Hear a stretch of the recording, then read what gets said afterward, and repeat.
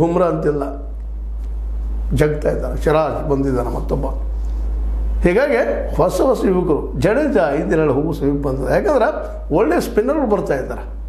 Leg spinner ಇರಲಿ ಕುಲ್ದೀಪ್ ಯಾದವ್ ಅಂತೇಳಿ, leg spinner ಜೊತೆಗೆ ಆಫ್ ಸ್ಪಿನ್ನರ್ ಇರಲಿ ಸುಂದರ್ ಅಂತೇಳಿ, ಎಲ್ಲ ಹೊಸ ಹುಡುಗರು, ಉತ್ಸಾಹಿಗಳು, ಗೆಲ್ಲಬೇಕಂತ ಆಡ್ತಾ ಇರುವಂಥವ್ರು. ಅವ್ರಿಗೆಲ್ಲ ಅವಕಾಶಗಳು ಸಾಕಷ್ಟು ಸಿಕ್ಕಿದಾವೆ. IPL ಸಾಕಷ್ಟು ಕಲಿತಾ ಇದ್ದಾರೆ, ಕಲಿಬೇಕು. ಇನ್ನು ಇವರಲ್ಲಿ ಇಂಪ್ರೂವ್ ಆಗಬೇಕಾಗಿದ್ದ ಡಿಪಾರ್ಟ್ಮೆಂಟ್ ಯಾವುದ್ರೆ ಫೀಲ್ಡಿಂಗ್ ಒಂದು ವೀಕ್ ಆಗ್ತದೆ ಅಂತೇಳಿ ಭಾಳಷ್ಟು ಅಭಿಪ್ರಾಯಗಳಿದ್ದಾವೆ. ಅದನ್ನೂ ಇರಲಿ. ಈಗ ಮುಖ್ಯ ಹೇಳಬೇಕಾಗಿದ್ದು ಇನ್ನೂ ಮುಖ್ಯ ಅಂತಂದ್ರೆ ಒನ್ ಡೇ ಇಂದಲೂ ಸಹಿತ ಈಗ ಹೇಳಿದಂಗೆ ರೋಹಿತ್ ಶರ್ಮಾರನ್ನ ನಮ್ಮ ಕ್ಯಾಪ್ಟನ್ ಸ್ಥಾನದಿಂದ ಮುಖ್ಯಸ್ಥರಿಂದ ಹೊರಗೆ ತೆಗೆದು ಹಾಕಿಬಿಡ್ತು ಅನ್ನುವಂಥದ್ದು. ಕಾರಣ ಇಷ್ಟೇ, ಹೊಸ ಹುಡುಗರು ಬಂದಿದ್ದಾರೆ. ಶುಭ್ಮನ್ ಗಿಲ್ ಯಶಸ್ವಿ ಆಗ್ತಾ ಇದ್ದಾನೆ, ಅವ್ರಿಗೆ ಕೊಟ್ಟಿದ್ದಾರೆ. ಇನ್ನು 2020 ಸೂರ್ಯಕುಮಾರ್ ಇದ್ದಾರೆ. ಈಗ ಆಸ್ಟ್ರೇಲಿಯಾಗೆ ಹೊಂಟದ ನಮ್ಮ ಟೀಮ. ಆಸ್ಟ್ರೇಲಿಯಾ ಸಾಮಾನ್ಯ ಟೀಮ್ ಅಲ್ಲ.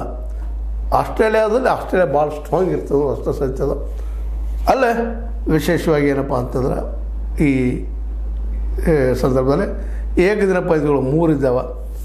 ಮುಂದೆ ಅದೇ ಕಾಲಕ್ಕೆ T20 ಅವು ಏನಪ್ಪ ಅಂತಂದ್ರೆ ಅವು 5 ಇದ್ದಾವೆ. ಇದು ಜಬರ್ದಸ್ತ್ ಮುಖಾಬಲ ಆಸ್ಟ್ರೇಲಿಯಾದಲ್ಲೇ ಹೋಗೋದಕ್ಕೆ. ಅಂದ್ರೆ ಒಟ್ಟಾರೆಯಾಗಿ ಭಾರತದ ಟೀಮ್ ಇವತ್ತು ಎಲ್ಲ 3 ಆಟಗಳಲ್ಲೇ ತಮ್ಮ ಪ್ರಾಬಲ್ಯವನ್ನು ಪಡ್ಕೊಳ್ತಾ ಇದೆ. ಇದು ಒಳ್ಳೆಯ ಲಕ್ಷಣ ಹೌದು. ಆದರೆ ಇದೇ ಕಾಲಕ್ಕೆ ನಾವು ಇನ್ನೊಂದು ಮಾತನ್ನು ನಮ್ಮ ಮೋದಿಯವರ ಸರ್ಕಾರಕ್ಕೆ ಒತ್ತಿ ಹೇಳೋದು ಏನಪ್ಪ ಅಂದ್ರೆ, ಇನ್ನುಳಿದ ಆಟಗಳಿಗೆ ಸಹಿತ ಇಂಥ ಪ್ರೋತ್ಸಾಹ ಸಿಗುವಂಥ ಅವಕಾಶಗಳು ನಿರ್ಮಿಸ್ಕೊಡ್ಬೇಕಾಗಿದ್ದ ಸರ್ಕಾರದ ಕರ್ತವ್ಯ. ಯಾಕೆ